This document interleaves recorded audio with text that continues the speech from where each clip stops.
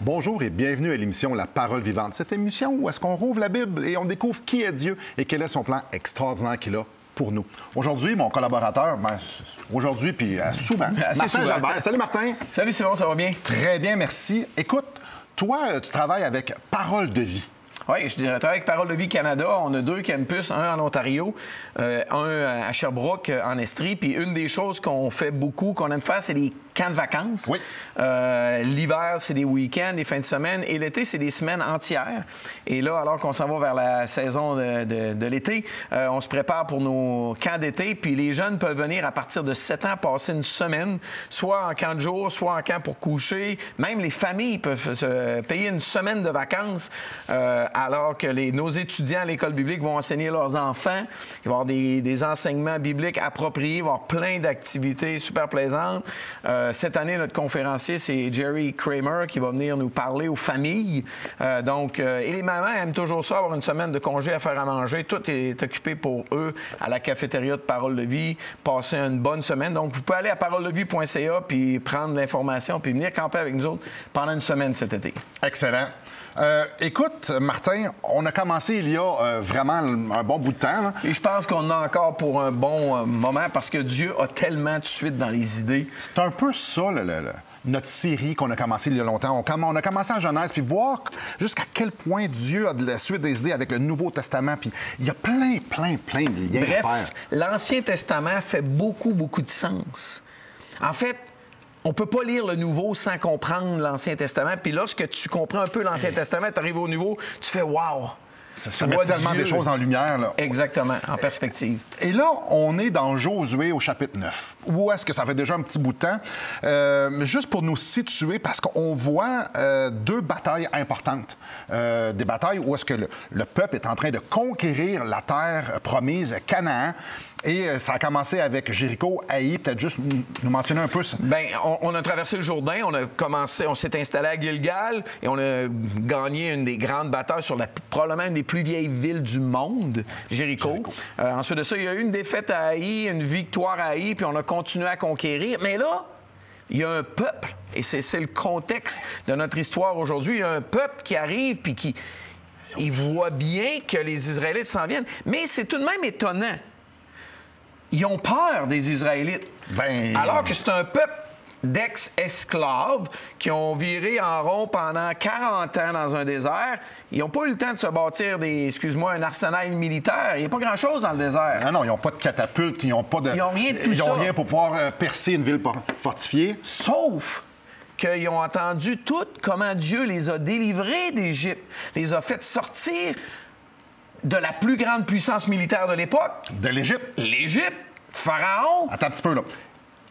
À la suite de la sortie d'Égypte d'Israël, la plus grande armée a été détruite. Oh! Comment? Engloutie par les eaux.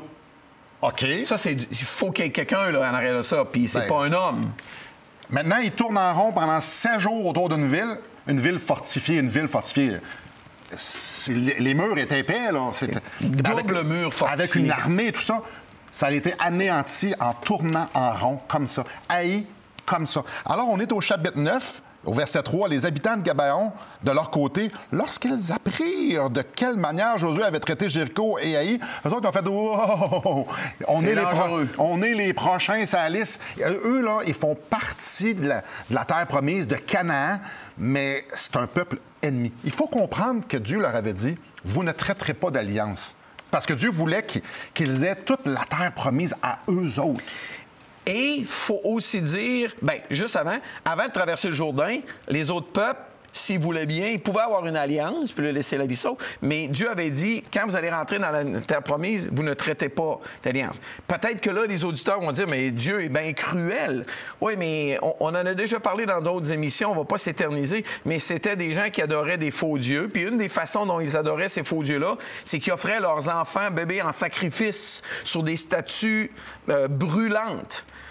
Et Dieu a dit non, là, c'est fini, il y a un jugement et je vais utiliser Israël pour juger ces pécheurs-là atroces.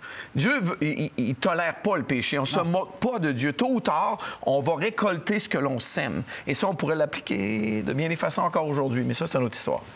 Alors, vous allez conquérir Canaan, qui va être la terre promise, où est-ce que je vais être... Bon, un temps, je vais être parmi vous, vous allez prospérer, super. Vous ne traiterez pas d'alliance parce qu'il n'y a aucun lien commun entre ce que les gens de Canaan puis ce que vous allez faire. Vous allez m'adorer, eux ne m'adorent pas, comme tu viens de mentionner. Parfait. Fait que là, les Gabaonites, eux autres, font partie de Canaan. Ils sont tout aussi méchants. Puis eux autres font comme, oh, si Égypte, ça n'a pas fonctionné, Jéricho, ça n'a pas fonctionné, Haï, ça n'a pas fonctionné, nous, on a peur.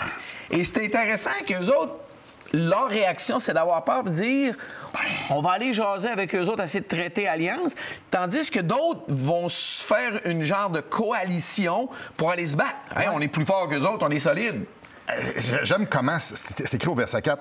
Ils eurent recours à la ruse et se mirent en route avec des provisions de voyage. Ils prirent des vieux sacs pour leurs ânes, de vieilles outres à vin déchirées et recousues. Puis là, il avait de l'air bien abattu. Puis on dit, nous, on va aller essayer de faire une alliance avec eux. J'ai toujours aimé ce parti-là. Ils arrivent avec du vieux pain sec. Puis là, ils lui disent, quand on est parti...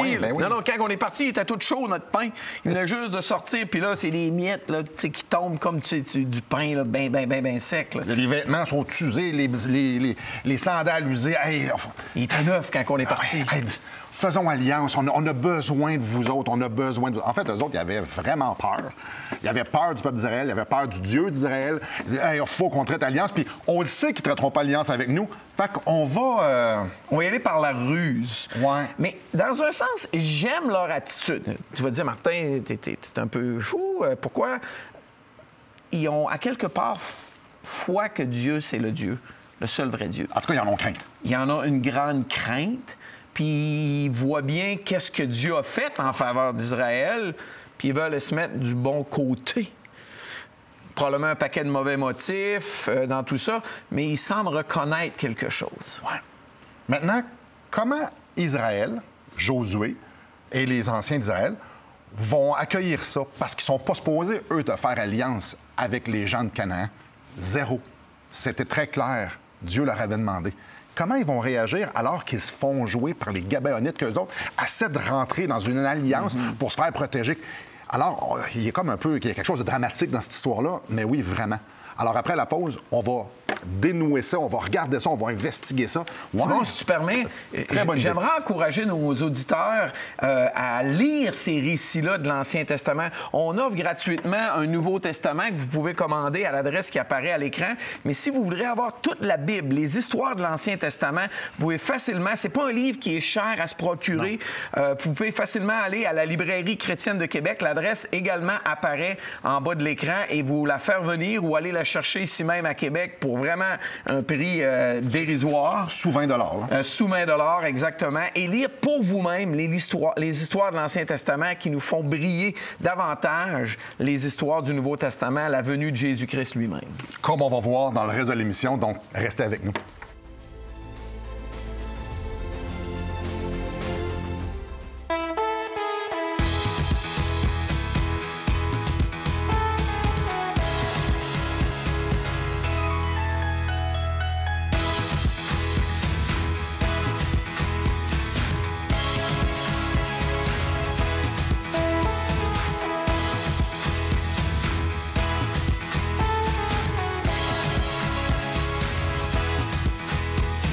Pour en savoir plus, visitez radioespoir.ca. Bonjour à vous. Mais quelle histoire! On a Israël qui rentre dans la terre promise, faites pas d'alliance, conquérissez, puis établissez-vous là, je vais être avec vous. Puis là, t'as les Gabaonites qui font comme ouh! Ils ont peur. Ils ont peur. Fait que là, ils se montent un plan d'aller vers Israël, puis essayer de faire une alliance en leur disant un paquet de mensonges. La ruse. La ruse. Et c'est là qu'il faut comprendre. Eux autres, ils vont aller traiter, ils veulent traiter une alliance avec Israël sur une base de plein de mensonges. Qui ne devrait pas avoir lieu, mais pour le faire passer, on fait des mensonges. Et encore là, beaucoup de gens font des choses aujourd'hui très, très similaires. Oui. Alors, au verset 14, ça nous dit quelque chose de vraiment précis. Les hommes d'Israël prirent de leurs provisions et ils ne consultèrent point l'Éternel. Josué fit la paix avec eux et conclut une alliance par laquelle il devait leur laisser la vie. Les chefs de l'Assemblée le leur jurèrent. Aïe, aïe! ce qui est intéressant, conclut une alliance alors que, pas longtemps avant, Dieu avait dit clairement On fait pas ça. qu'il ne ferait pas d'alliance. Mais eux autres ont eu la grande ruse de se déguiser pour montrer qu'ils avaient fait un grand voyage, alors que ça a peut-être duré... Quelques temps, pas longtemps. En forçant une journée. Là, C'est OK? ça. Puis là, ils disent, nous venons d'un pays éloigné. Faites maintenant alliance avec nous. Ils sont en train de vouloir faire une alliance qu'ils n'ont pas le droit de faire, puis ils vont la faire avec un mensonge. Et le point, tu l'as bien dit... Ils ne consultèrent pas l'Éternel. Hey, c'est une bonne idée. On va leur laisser la vie sauve. Puis c'est tout le temps bon de faire des alliances et avoir des amis. Ouais, mais Puis en plus, ils ont des beaux cadeaux à nous offrir. Super. On va accepter le cadeau, ça va faire bien. Ça, c'est l'homme. Puis moi, Josué, c'est un de mes héros, OK, là? Mais c'est l'homme général, là, les êtres humains, qui pensent faire mieux que ce que Dieu nous dit de faire. Dieu, là, on le voit au début de Josué 1. On le voit. Je vais être avec vous autres. Je vais vous dire. Bien, on le voit dans l'histoire de partout. Je vais vous diriger. Je vais être là. Puis on le voit après. Est-ce qu'on va en bataille? Oui, allez-y. On va-tu en bataille? Non, on va pas. Haï, Dieu a donné des. Juste avant, là. Ils viennent de sortir de la bataille d'Haï, puis Dieu a donné toutes les prescriptions. C'est de même qu'on fait ça, de même. Jéricho, Dieu avait été clair dans les directions. Puis là, ils font comme. Ah, on va être créatif. On va le faire nous autres mêmes. On n'a pas besoin de Dieu. Il là. Juste cette histoire-là, pour moi, ça me parle énormément, alors qu'on enregistre cette petite émission-là, de ne pas y aller par mes propres moyens, d'avoir le réflexe que malheureusement, Josué, puis je ne veux pas y lancer de pierre, là. Non, on fait ça, nous autres, là. Seigneur, qu'est-ce que tu veux que je fasse? Mais c'est évident, là, pour moi, dans ma tête, là, mais je vais quand même te le demander. En fait, je vais même avoir cette humilité-là de ne pas savoir qu'est-ce qu'il faut que je fasse. J'aime ton mot, humilité. Parce que Dieu leur avait déjà dit. Vous le ferez pas. Alors, ici, là, il manque d'humilité. Ils n'ont pas consulté l'Éternel parce qu'eux autres, ils pensaient savoir comment. Mais s'ils avaient eu l'humilité devant l'Éternel, ils ne l'auraient jamais fait. Et là, on continue dans notre histoire. Puis juste, permets-moi, à la fin du verset 15, et les chefs, Josué et les chefs de l'Assemblée leur en firent serment. Et là, il n'est pas tout seul, là. Tous les responsables du groupe, pas de problème, ça nous paraît une belle alliance, quelque chose de bien fait. Et 3 jours plus tard, Israël apprend que finalement, ils se sont fait complètement avoir. Et là, le peuple veut tous les exterminer. Et là, les chefs font comme, wow, non, on ne peut pas les exterminer. Et moi, ce que... Simon, oui, dans ma version, c'est écrit 3 jours après la conclusion de cette alliance. Je trouve ça tout de même intéressant. Puis, j'aime ce que tu es en train d'amener. Qu'est-ce que Josué dit? Ouais, non, puis même, on peut pas faire ça, là. On a fait une première erreur, ouais, mais on peut pas aller contre notre parole. Verset 19, « Et tous les chefs dirent à toute l'Assemblée, nous leur avons juré par l'Éternel, le Dieu d'Israël, et maintenant, nous ne pouvons les toucher. Voici comment nous les traiterons. Nous leur laisserons la vie afin de ne pas attirer sur nous la colère de l'Éternel à cause du serment que nous leur avons fait. » Ah, il y a quelque chose ici, là. Quand tu fais un serment, quand tu fais une alliance... T'engages. Je m'engage. Tu le tiens. Eux, là, le peuple d'Israël, on fait comme... On a fait une grosse gaffe. On a péché. Ça, c'est fort, Simon. Quand que tu fais une alliance, puis même si c'est une erreur... Basé sur du mensonge. C'est un tissu de mensonge, l'histoire. Ils font comme, ben là, nous, on a fait une alliance. Et on va tirer la colère de l'Éternel sur nous si on brise cette alliance-là. Parce que c'est écrit, nous leur avons prêté serment au nom de l'Éternel, le Dieu d'Israël. Ça parle beaucoup sur les alliances qu'on peut faire. Ça parle beaucoup lorsqu'on s'engage. Ça parle... Voici l'attitude. Hey, je ne peux pas briser cette alliance-là. Je vais m'attirer la colère de l'Éternel. Mais ça a aussi un autre aspect. L'aspect que... Ben, c'est comme ça que Dieu traite ses alliances. Quand Dieu rentre en alliance avec quelqu'un, ben, on peut voir ici qu'il ne lui brisera pas l'alliance. Ça, c'est selon le cœur de Dieu. On ne brise pas l'alliance. Oh, wow! Ça, c'est intéressant. On ne brise pas l'alliance, même si c'est fait tout croche, on ne brise pas l'alliance. Parce qu'en fait, cette alliance que Josué avait prise, il l'avait faite au nom de Dieu. Oui. Alors, Dieu, on peut t'assurer quelque chose. C'est dans le cœur de Dieu, quand lui fait alliance, lui, il la brisera pas. Et ici, le peuple font, bien, on ne la brisera pas, nous autres non plus, on a crainte de Dieu. Et le peuple des Gabaonites sont rentrés en alliance avec Israël. Eux qui ne méritent pas ça, eux qui ne sont pas supposés du tout. C'est intéressant, ça nous fait penser, on a vu Rahab au début. Même histoire, j'allais le mentionner, je trouve ça fort intéressant, une prostituée qui rentre en alliance avec le peuple d'Israël et que la vie sauve, elle et sa famille, parce qu'elle a voulu faire alliance. Puis Dieu a dit oui. Dans un sens, ils ont comme toutes les deux, Rahab puis le Gabaonite, vu que Dieu est vraiment Dieu. Ouais.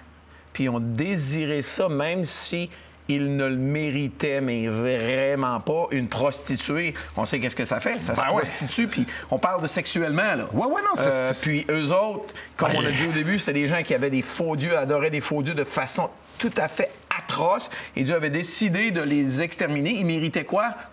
La mort. Et là, c'est là que ça devient intéressant pour nous. Ouais. On mérite quoi, Simon?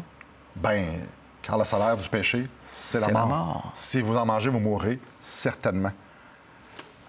Mes chers amis, peut-être que là, vous êtes impressionnés que Dieu dit « Hey, non, on va respecter cette alliance-là. Je vais entrer en alliance avec une prostituée, avec un peuple qui est fou. Même si vous faites un tissu de mensonge. » Mais il y a encore plus. C'est que Dieu va faire en sorte que ce peuple-là va être protégé. Et on parle de ça après la pause. Alors, revenez-nous. Depuis maintenant 15 ans, nous avons l'immense privilège d'annoncer la bonne nouvelle de Jésus-Christ. Par la grâce de Dieu, nous avons fait plus de 500 émissions, distribué gratuitement des milliers de livres et que dire des centaines de personnes qui ont répondu par la foi à l'appel de Jésus. Aujourd'hui, nous aimerions inviter ceux qui ont reçu cette bonne nouvelle à faire équipe avec nous. Aimeriez-vous avoir un impact dans la francophonie pour l'Évangile? Joignez notre équipe en participant financièrement à la production de l'émission et en nous permettant de continuer à offrir de la littérature gratuitement à ceux qui sont ouverts à l'Évangile. Contactez-nous. Il nous fera plaisir de vous partager comment vos prières et vos dons peuvent faire la différence.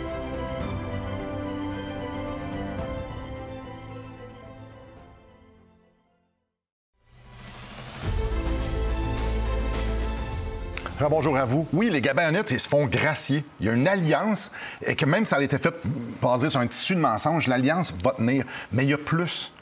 Quand les rois alentours de Canaan ont entendu parler de ça, eux autres, ils ont vu Israël battre Jéricho, battre Haï, ça va pas bien. Là, les Gabaonites, eux autres, qui avaient une grosse armée... Puis qui étaient pas loin physiquement d'eux autres, là. Oui. Eux, ils viennent de faire alliance avec Israël. Les peuples alentours, là, on parle de 5 rois au chapitre 10 de Josué. Ils disaient, hey, non, nous, il faut faire quelque chose. Nous, on va s'allier ensemble et puis on va aller combattre les Gabaonites puis on va aller les exterminer comme ça. Regarde, ils ne nous feront pas la guerre avec Israël. Ouais. Il y a une logique. Et ce qui est intéressant, même physiquement, Simon, c'est que les Gabaonites et tous ces rois-là étaient sur la montagne. Et il faut comprendre Israël, un peu la géographie. Les Israélites étaient rentrés par la vallée du Jourdain, une vallée.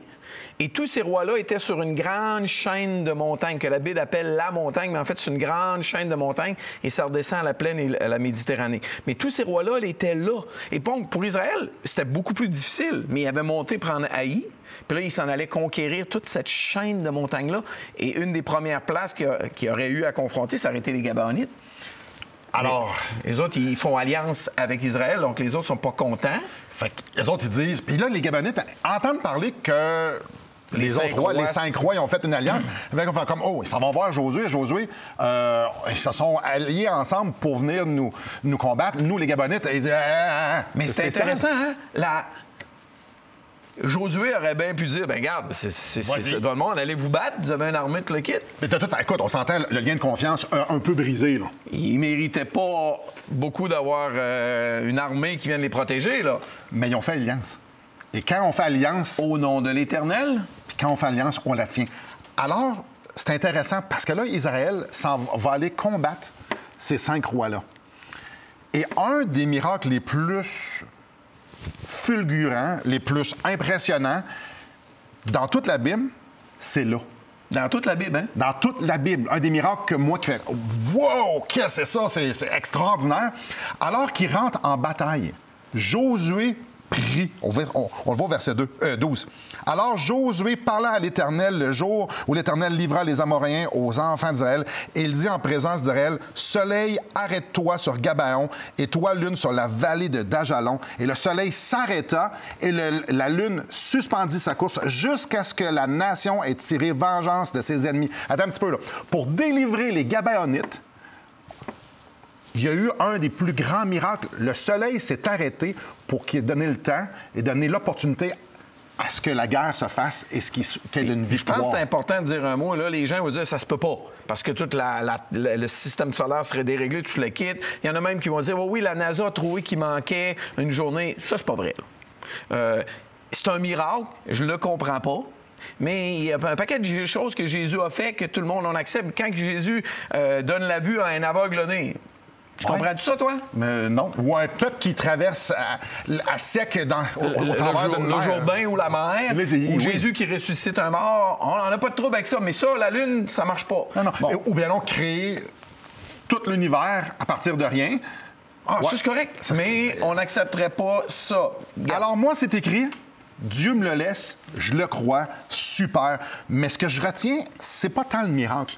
C'est que le peuple des Gabaonites a été sauvé gracieusement. Il ne méritait rien. De cette alliance-là qu'il n'aurait jamais dû avoir. Ici, le peuple d'Israël va aller gagner cette bataille-là au nom de l'Éternel. Et tu dis ça au nom de l'Éternel. La fin du verset 14 dit « Car l'Éternel combattait pour Israël ». Oui, Dieu utilisait les corps des Israélites, mais c'est Dieu qui combattait pour eux autres. Alors, on apprend plusieurs choses. On apprend que quand tu rentres en alliance avec l'Éternel, il tient son alliance. Et même si tu es un tout croche, comme les Gabaonites, il va garder son alliance et il va te faire du bien. Wow!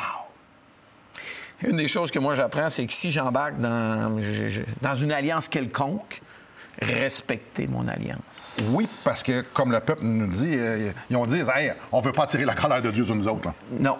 Mais reste. Puis justement, ça me fait penser à plein d'alliances humaines qu'on prend, souvent même devant Dieu. Et je pense à beaucoup de gens qui vont se marier devant Dieu.